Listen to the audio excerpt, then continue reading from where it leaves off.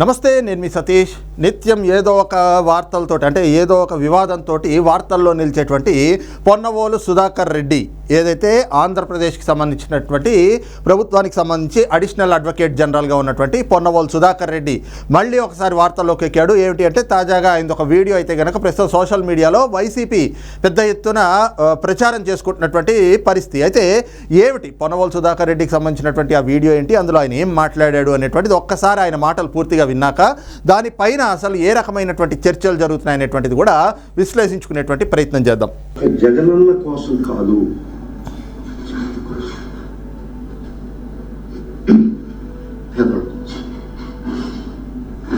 ఒక్క మనిషి వెయిట్ చేస్తుందండి. ఆయన కష్టం నాకు తెలుసు, ఎంత ప్రమాదంలో ఉన్నాడు తెలుసు. ప్రమాదంలో ఉన్నాడట జగన్మోహన్ రెడ్డి. వీళ్ళందరూ ఎవరు మనవాడో తెలియదు, ఎవడు పరాయవాడో తెలియదు. అప్పటికే ఆయన లెక్క చేయకుండా అది ఇప్పుడు ఆయన అసలు ఇదేవాడు కాదు, ఏమైతే అది ఉంటుంది అని దాన్ని ఉన్నాడు. కానీ జగనన్ను కాపాడు, అది ఒక్కటే మనం పలకరించాడా లేదు, వీలు పడిన పరిస్థితిలో ఉన్నాడు ఆయన. Just understand. నాకు ప్రతి ఒక్కరి ఫీలింగ్ తెలుసు. That's why I'm addressing this. అందరూ చూడాలనుకుంటున్నారు, అందరూ మాట్లాడాలనుకుంటున్నారు. That's why I'm addressing. I'm aware of all this. రండి, మీరు రండి, ఒక్కరోజు రండి, అందరం కలిసి పార్టీ చేసుకున్నాం. నేను దిస్ ఇస్ మై గోల్.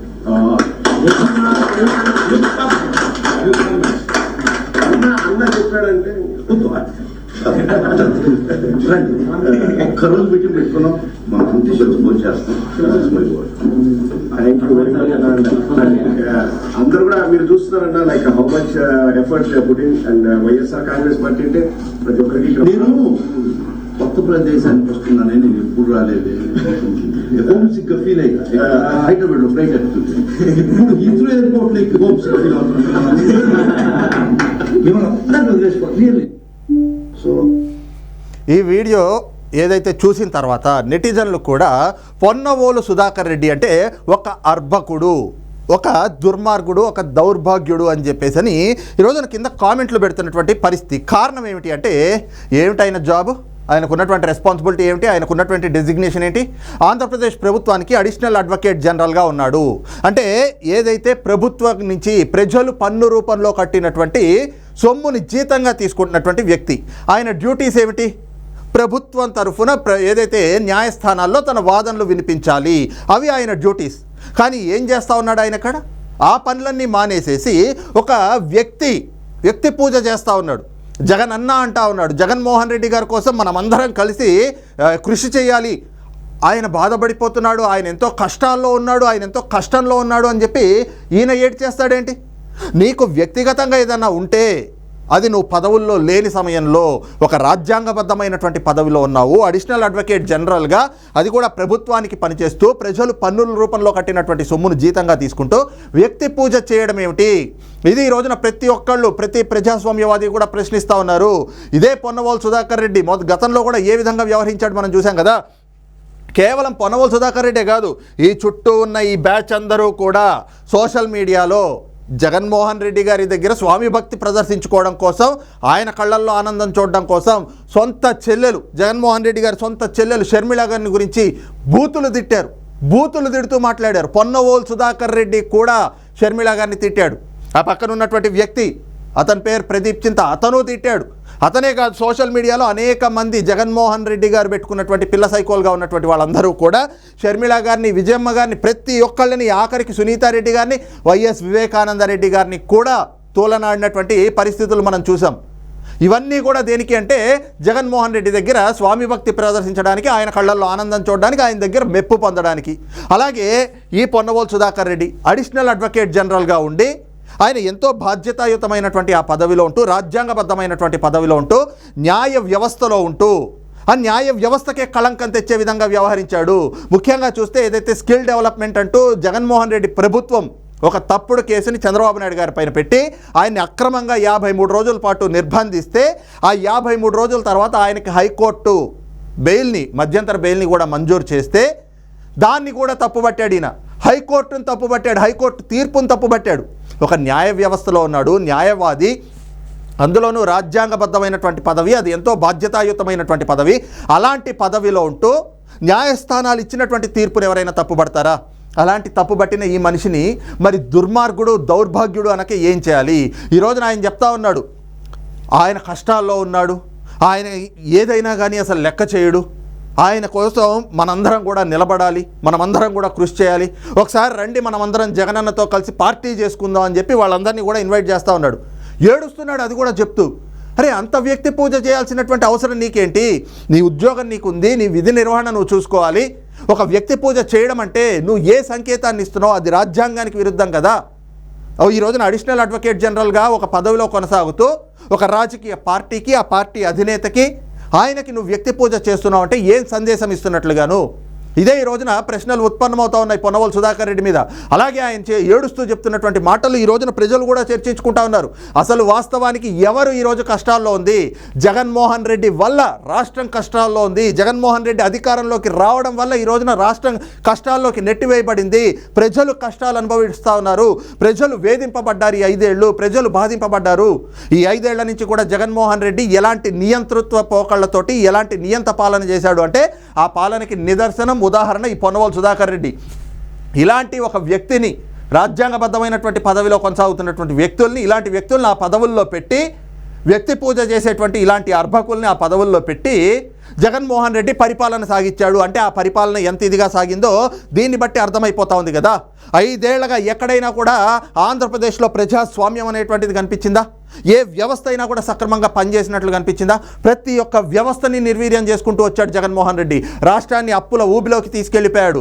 మనం అసలు ఒకప్పుడు 2014 విభజన తర్వాత సన్ రైజ్ స్టేట్గా ఉండేటువంటి ఆంధ్రప్రదేశ్ని ఈ రోజున ఈ 5 ఏళ్ల పరిపాలనలో 30 సంవత్సరాలు వెనక్కి తీసుకెళ్ళిపోయాడు. అంటే అభివృద్ధిని పురోగమనం కాదు తిరోగమనం పట్టే దిశగా తీసుకెళ్ళినటువంటి జగన్మోహన్ రెడ్డి రాష్ట్రాన్ని కష్టాల్లోకి దించేశాడు, రాష్ట్ర ప్రజల్ని కష్టాల్లోకి నెట్టేశాడు.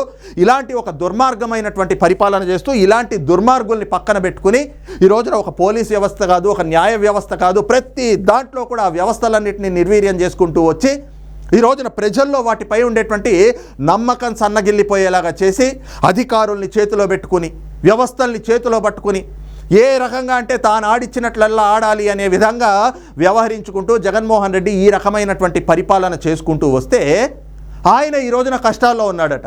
ఆ విషయాన్ని చెప్తూ ఈయన ఏడుస్తున్నాడు. ఈయన ఏడవాల్సిన పని ఏమిటి? ఈ రోజున రాష్ట్ర ప్రజలు కదా జగన్మోహన్ రెడ్డి పరిపాలనలో ఏడ్చింది. ఈ రోజున ఈయన ఏడవడం దేనికి అంటే ఇది వైసీపీ ఐపాక్ ఏదైతే ఉందో, వైసీపీ కోసం పనిచేస్తున్నటువంటి ఐపాక్ సంస్థ వాళ్ళు ఇచ్చే డైరెక్షన్లు అనమాట ఇలాంటివన్నీ కూడా. ఇలాంటి వీడియోలు చేయండి, ఇలాంటి వీడియోలు చేసి మాకు వదిలితే ఈ క్లిప్పింగులు మేము సోషల్ మీడియాలో ప్రచారం చేస్తాం. వైసీపీ సోషల్ మీడియాలో ఇలాంటివన్నీ కూడా ప్రచారం చేస్తూ అరే చూసారా పొన్నవోలు సుధాకర్ రెడ్డి లాంటి వ్యక్తి కూడా అసలు జగనన్న కోసం ఏడ్చేస్తున్నాడు అంటే జగనన్న ఎంత పని చేశాడు, ఎంత మంచి చేశాడు, అయినా కూడా ఈరోజు జగనన్న ఓడిపోతున్నాడు. ఆయన ఓడిపోతున్నాడు అన్న విషయం అందరికీ తెలుసు, పొన్నవోలు సుధాకర్ రెడ్డికి కూడా అర్థమైంది. అందుకే ఈ రోజున జగనన్న కష్టాల్లో ఉన్నాడు అని చెప్పి 1కి 10 సార్లు ఇలాంటి మొసలి కన్నీరు కారుస్తూ ఉన్నారు. కారణం ఏమిటి అంటే ఈ 5 ఏళ్ళు చేసిన పాపాలన్నిటికీ కూడా రేపటి నుంచి, రేపు జూన్ 4వ తారీఖు తర్వాత నుంచి కూడా కొత్త ప్రభుత్వం ఏర్పడ్డాక జగన్మోహన్ రెడ్డి కానీ, ఆ వైసీపీ నాయకులు కానీ, పొన్నవోలు సుధాకర్ రెడ్డి లాంటి వాళ్ళు ప్రతి ఒక్కళ్ళు కూడా సమాధానం చెప్పుకోవాలి కదా. అడిషనల్ అడ్వకేట్ జనరల్గా ఇలాంటి వ్యక్తుల్ని పదవుల్లో పెట్టుకుని ఇలాంటి వాళ్ళకి పదవులనిచ్చి జగన్మోహన్ రెడ్డి, మనం గతంలో అనేక మంది అధికారులను చూసాం. డీజీపీగా ఎవరిని పెట్టుకున్నాడు, ఇప్పుడు సిఎస్గా ఎవరున్నారు, అలాగే సిఐడి చీఫ్గా ఎవరికి ఇచ్చాడు, ఎవరెవరిని మార్చుకున్నాడు, ఎలాంటి అధికారుల్ని పెట్టుకున్నాడు. తాను అధికారంలోకి వచ్చిన వెంటనే ఏబి వెంకటేశ్వరరావు లాంటి ఒక సీనియర్ ఐపీఎస్ అధికారి, నిజాయితీ గలటువంటి అధికారిగా పేరు తెచ్చుకున్నటువంటి వ్యక్తిని ఎంత కక్షపూరితంగా ఆయనకి 5 ఏళ్ల పాటు సర్వీస్ లేకుండా చేసి ఆఖరికి ఆయన ఇప్పుడు రిటైర్ అయిపోతుంటే కూడా, ఆయనకు రిటైర్మెంట్ ముందు కూడా ట్రిబ్యునల్, సుప్రీంకోర్టు తీర్పులు ఇచ్చినా కూడా ఆయనకు పోస్టింగ్ ఇవ్వకుండా ఎలా వేధించాడో మనకు తెలుసు.